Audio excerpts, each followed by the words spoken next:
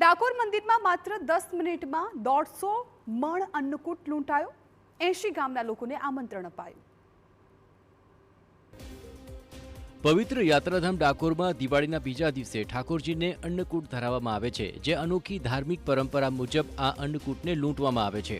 વર્ષોની પરંપરા મુજબ આસપાસના ગામના 80 ગામના ગ્રામજનોને આ અન્નકૂટ લૂંટવા માટે આમંત્રણ અપાય છે। ત્યારે બપોરે 12 કલાકે અન્નકૂટ પીરસવામાં આવ્યો હતો, જે બાદ લગભગ બપોરે 2:20 વાગ્યે મંદિરના દરવાજા ખોલતાની સાથે જ આસપાસના ગ્રામજનોએ માત્ર 10 મિનિટમાં અન્નકૂટને લૂંટી લીધો હતો। જય રણછોડના નાદ સાથે અન્નકૂટને લૂંટવામાં આવ્યો હતો। આસપાસના ગામોના ચોક્કસ વર્ગના લોકોને મંદિર પ્રશાસન દ્વારા આમંત્રણ આપવામાં આવે છે અને પરંપરા મુજબ આ અન્નકૂટને લૂંટવામાં આવે છે। યાત્રાધામ ડાકોર ખાતે ભગવાન રણછોડરાયજીને આ વખતે 151 મણ અન્નકૂટ ધરાવાયો હતો। વર્ષોથી લોકો હોંશે હોંશે આ પ્રસાદને લૂંટીને પરંપરા જીવંત રાખે છે। હજારો મણ ભાત, ઊંધી, ચોખા ઘીની મીઠાઈઓ તેમજ ચોખ્ખું ઘી, મોરસ બધી અન્નકૂટનો પ્રસાદ કરી અને આ લૂંટવામાં આવે છે। ગુજરાતમાં એક જ જગ્યા એવી છે કે જ્યાં પ્રસાદ વહેંચાતો નથી, લૂંટવો પડે છે।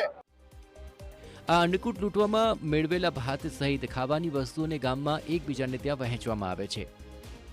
મને બહુ સારું લાગે છે અને આ પ્રસાદ લૂંટ્યા પછી બાને હું ધરાવું છું, પ્રસાદ બધાને પ્રસાદ વેચી દઉં અને અહીંયા પછી તો બહુ શાંતિ લાગે છે।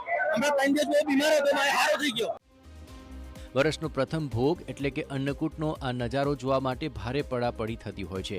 કોઈ અનિચ્છનીય બનાવ ન બને તે માટે પોલીસ અધિકારીઓનો કાફલો ખડે પગે ઊભો રહે છે। દર વર્ષે નવા વર્ષના પ્રથમ દિવસે એટલે કે બેસતા વર્ષે આ અન્નકૂટ યોજાય છે। આજે પડતર દિવસ હોય અને નક્ષત્ર પ્રમાણે આજનું નક્ષત્ર આવતા આજે પડતર દિવસના દિવસે આ અન્નકૂટ ઉત્સવ ઉજવાયો હતો।